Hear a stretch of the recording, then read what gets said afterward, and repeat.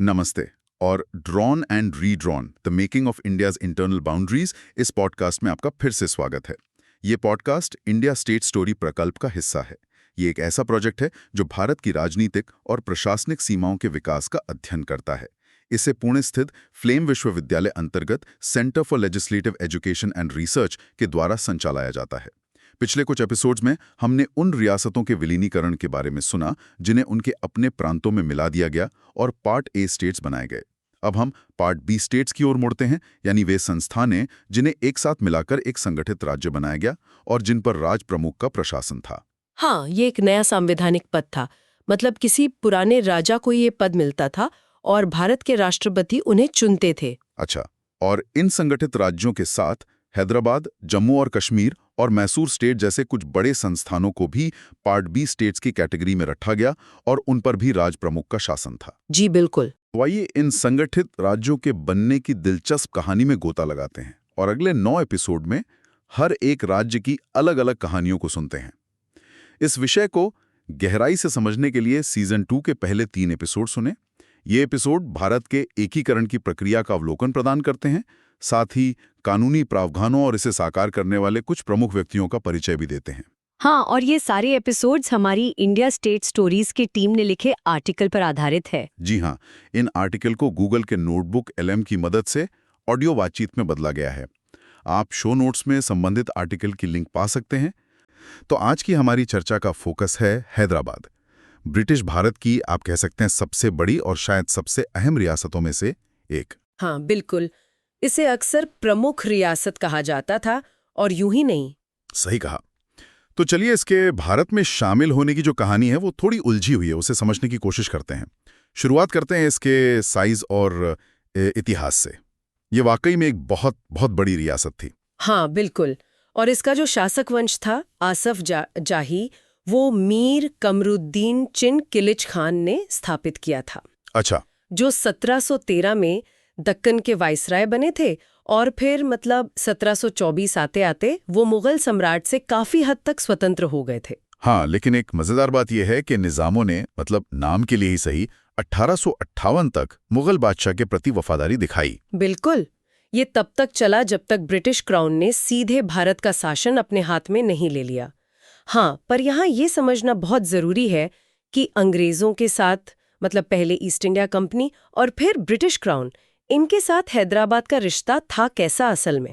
हाँ, ये जानना अहम है। तो देखिए, ये रिश्ता 1798 की एक संधि से बना था, सब्सिडियरी अलायंस जिसे कहते हैं, है ना, सहायक गठबंधन। हाँ, सब्सिडियरी अलायंस, सहायक गठबंधन। इसका मतलब सीधा था कि हैदराबाद में एक ब्रिटिश फौज रहेगी। अच्छा। और उसका सारा खर्चा निजाम उठाएंगे।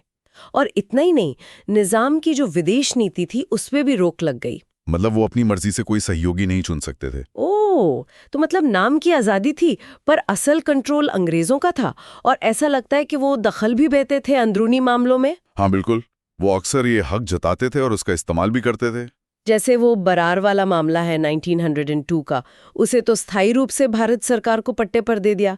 निजाम की संप्रभुता तो रही पर सारा एडमिनिस्ट्रेटिव कंट्रोल चला गया अंग्रेजों के पास। सही कहा, और ये सिलसिला चलता रहा।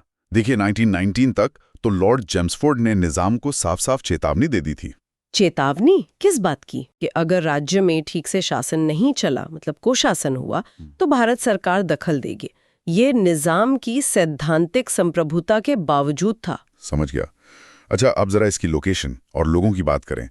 कहते हैं हैदराबाद भारत के पेट में था, एकदम सेंटर में। हाँ बिल्कुल सही लोकेशन, और आबादी भी देखिए काफी मिली जुली।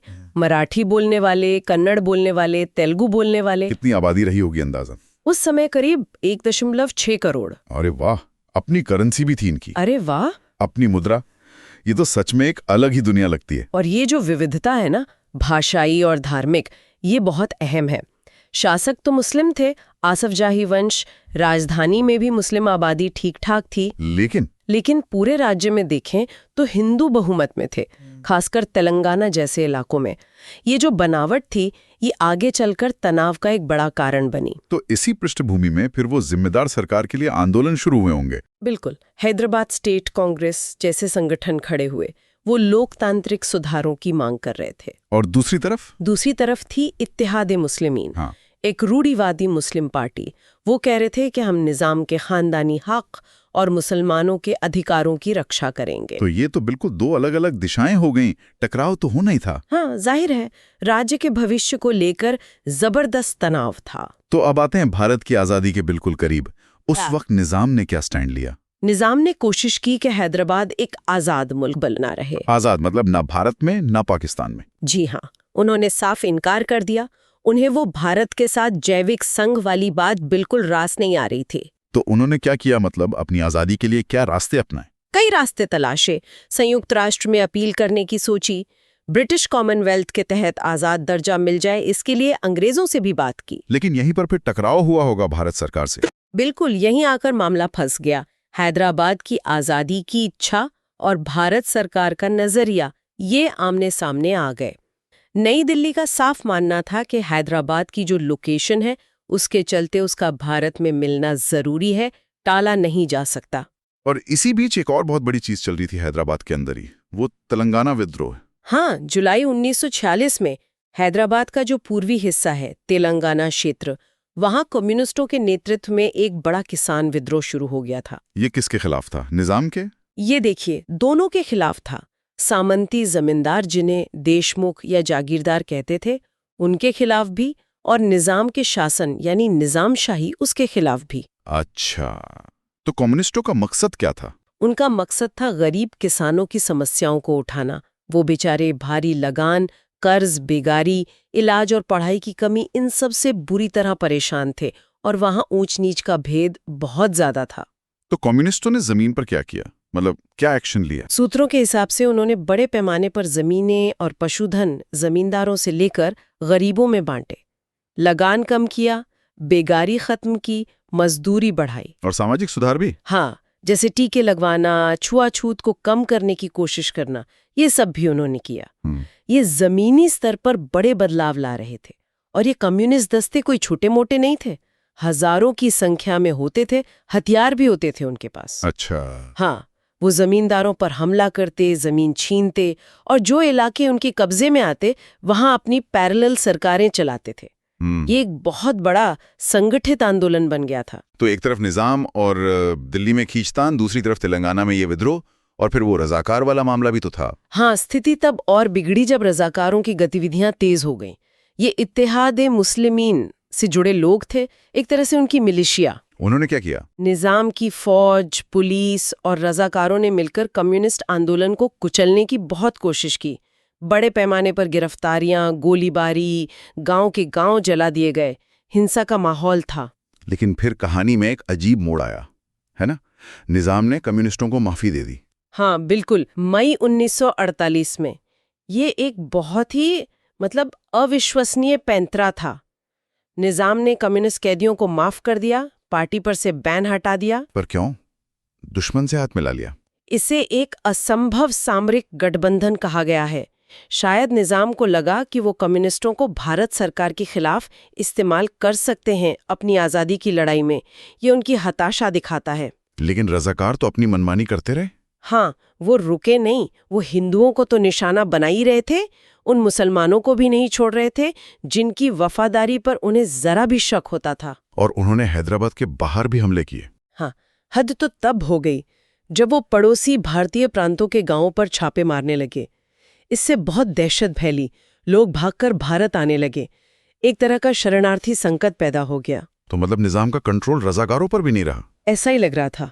और यही बिगड़ती कानून व्यवस्था, रजाकारों और कम्युनिस्टों पर लगाम कसने में निजाम की नाकामी या शायद अनिच्छा, ये भारत सरकार के लिए एक बड़ा मुद्दा बन गई। तो दिल्ली इस नतीजे पर पहुंची कि निजाम अब अपने राज्य को संभाल नहीं पा रहे हैं। बिल्कुल, हालात इतने बिगड़ गए थे कि अब दखल देना जरूरी समझा जाने लगा। हालांकि सीधी कार्रवाई से पहले वो स्टैंड स्टिल एग्रीमेंट भी तो हुआ था, बातचीत की कोशिश। हाँ, हुई थी।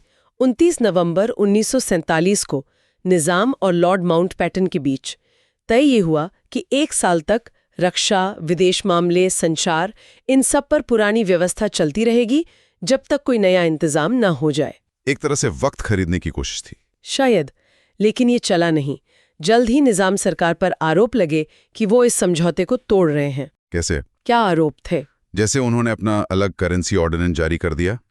ये भी खबरें आईं कि पाकिस्तान को कर्ज दिया है और गुपचुप तरीके से बाहर से हथियार खरीदने की कोशिश की बातें भी सामने आईं। ओ, तो इससे तो भरोसा बिल्कुल खत्म हो गया होगा। हाँ, भारत सरकार का शक और गहरा हो गया। फिर एक और कोशिश हुई थी शायद लंबे समाधान के लिए, वो हेड्स ऑफ एग्रीमेंट। हाँ, एक मसौदा तैयार हुआ था जिसमें विलय और राज्य में जिम्मेदार सरकार दोनों की बात थी, लेकिन वो बातचीत भी फेल हो गई। क्यों? किस वजह से? कहा जाता है कि निजाम अपनी आज़ादी की जिद पर अड़े रहे और उनकी सरकार पर रजाकारों का इतना ज्यादा असर था कि कोई बीच का रास्ता निकल ही नहीं पाया। तो मतलब बातचीत के सारे रास्ते बंद हो गए। एक तरह से हाँ। और फिर भारत सरकार ने फैसला किया पुलिस एक्शन का, ऑपरेशन पोलो, सितंबर 1948। जी, भारतीय सेना हैदराबाद में दाखिल हुई। और ये एक्शन कितना लंबा चला? ज्यादा लंबा नहीं। सेना ने तेजी से कंट्रोल कर लिया, रजाकारों को भंग कर दिया गया, निजाम ने सरेंडर कर दिया और फिर वहां मिलिट्री गवर्नर का शासन लग गया। अच्छा, तो ऑपरेशन पोलो के बाद जब भारतीय फौज तेलंगाना पहुंची तो वहां क्या देखा उन्होंने? कम्युनिस्टों का क्या हुआ? वहां उन्होंने पाया कि कम्युनिस्टों ने सरकारी ढांचे को तो नुकसान पहुंचाया था, पर कई अच्छे सुधार भी लागू किए थे, खासकर जमीन के मामले में। तो क्या कम्युनिस्टों से लड़ाई तुरंत खत्म हो गई? नहीं, पुलिस एक्शन के बाद भी ये संघर्ष चला। सूत्रों के मुताबिक इसे पूरी तरह दबाने में करीब 3 साल लगे। बाहर से अतिरिक्त पुलिस फोर्स भी बुलानी पड़ी। यानी शांति बहाली आसान नहीं थी। भारत सरकार ने फिर क्या नीति अपनाई? सिर्फ दमन? नहीं, दमन के साथ साथ एक पॉजिटिव अप्रोच भी थी। उन्होंने जागीरदारी व्यवस्था को खत्म करने का बड़ा कदम उठाया। ये हैदराबाद की एक बड़ी समस्या थी। हाँ, ये किसानों के शोषण का कारण थी। बिल्कुल। और कृषि सुधारों के लिए एक कमेटी भी बनाई। शायद सरकार को समझ आ गया था कि सिर्फ फौज से काम नहीं चलेगा, लोगों की हालत भी सुधारनी होगी। लेकिन सितंबर 1948 के बाद की स्थिति का एक और पहलू की बताया जाता है, हिंसा की खबरें। हाँ, ये एक दुखद पहलू है। कुछ सूत्र बताते हैं कि भारतीय सेना के नियंत्रण के बाद हैदराबाद में बड़े पैमाने पर हिंसा हुई, खासकर मुसलमानों के खिलाफ। आंकड़े क्या कहते हैं? आंकड़े बहुत अलग-अलग हैं। कुछ हजारों की बात करते हैं, कुछ तो 1.5 लाख तक का अनुमान लगाते हैं। इन घटनाओं को कुछ लोग पोग्रोम भी कहते हैं। और ये आरोप भी लगे कि कुछ मामलों में भारतीय सैनिक या तो शामिल थे या उन्होंने आंखें मूंद ली। ये वाकई एक गंभीर और जटिल बात है। हाँ, और इस पर बात करते हुए हम सिर्फ वो जानकारी दे रहे हैं जो स्रोतों में मिलती है। हम किसी दावे का समर्थन या खंडन नहीं कर रहे हैं। ये उस दौर की एक कड़वी सच्चाई है। बिल्कुल। अच्छा, तो पुलिस एक्शन के बाद निजाम का क्या हुआ? उन्होंने क्या किया? निजाम ने फिर भारत सरकार के साथ सहयोग करना मान लिया और 23 नवंबर 1949 को उन्होंने एक फरमान जारी किया। फरमान? किस बारे में? उन्होंने उस फरमान से भारत की संविधान सभा, जो संविधान बना रही थी, उसे हैदराबाद के लिए भी संविधान मान लिया। ये विलय की तरफ एक बहुत बड़ा कदम था। तो लेकिन इसमें वो जनता की मंजूरी वाली बात भी थी। हाँ, ये फरमान काफी अनूठा था। इसमें लिखा था कि ये फैसला राज्य की जनता की मंजूरी से होगा, जिनकी इच्छा एक संविधान सभा के जरिए पता चलेगी। वही भारत के साथ राज्य के रिश्ते तय करेगी। सैद्धांतिक तौर पर ये जनमत को महत्व देना था। और फिर आगे क्या हुआ? सेना का क्या हुआ? हैदराबाद की जो अपनी फौज थी उसे रीऑर्गेनाइज किया गया और 1 अप्रैल 1950 तक पूरी तरह इंडियन आर्मी में मिला लिया गया। और निजाम, उन्हें क्या मिला? Privy purse. हाँ, उन्हें सालाना 50 लाख रुपए का प्रिवी पर्स मिला। ये हैदराबादी करेंसी में था। उनकी निजी संपत्ति की गारंटी और कुछ और विशेषाधिकार भी दिए गए। 50 लाख, ये तो बाकी राजाओं से बहुत ज्यादा था शायद। हाँ, ये रकम बाकी सभी शासकों से काफी ज्यादा थी। शायद इस बड़ी रियासत के शासक के लिए एक खास इंतजाम था। और सबसे अजीब बात तो ये थी कि उन्हें हटाया नहीं गया, उन्हें राज प्रमुख बना दिया गया। हाँ, ये दिलचस्प था। मिलिट्री एक्शन के बावजूद उन्हें राज्य का प्रमुख यानी राज प्रमुख बनाए रखा गया। हालांकि उनकी शक्तियां अब संवैधानिक थीं, भारत सरकार की निगरानी में। तो एक तरह से सम्मान भी रखा और कंट्रोल भी। बिल्कुल। और सरकार ने तेलंगाना में कम्युनिस्टों के सुधारों से सबक भी लिया। किसानों की हालत सुधारने के लिए अपने विकास कार्यक्रम शुरू किए। मकसद वही था, वो पुरानी सामंती व्यवस्था खत्म करना। तो ये थी हैदराबाद की कहानी। आजादी के सपने से लेकर संघर्ष, फिर पुलिस एक्शन और आखिरकार भारत में एक पार्ट बी राज्य के तौर पर शामिल होना, कितना कुछ बदल गया। हाँ, सिर्फ भूगोल नहीं बदला, समाज और राजनीति भी गहरे तक बदल गई। और हैदराबाद का मामला ये साफ दिखाता है कि रियासतों का भारत में मिलना कितना जटिल और बहुआयामी था। इसमें कूटनीति थी, विद्रोह थे, फौजी कार्रवाई थी, संवैधानिक बातचीत थी, सब कुछ था। हर रियासत की अपनी कहानी, लेकिन हैदराबाद की कहानी वाकई बहुत नाटकीय और अहम है। और यह हमें सोचने पर मजबूर करता है कि आज़ादी के बाद जिस तरह ये राज्य बने, जैसे हैदराबाद का विलय हुआ, इसकी स्थायी विरासत क्या है हमारे लिए। हाँ, क्या ये सिर्फ नक्शे पर लकीरें खींचना था, या इसने हमारे देश की पहचान, हमारे शासन के तरीके और शायद हमारे अंदरूनी रिश्तों को भी गहराई से शक्ल अंदरी दी। ये एक ऐसा सवाल है जिस पर आज भी सोचने की जरूरत है।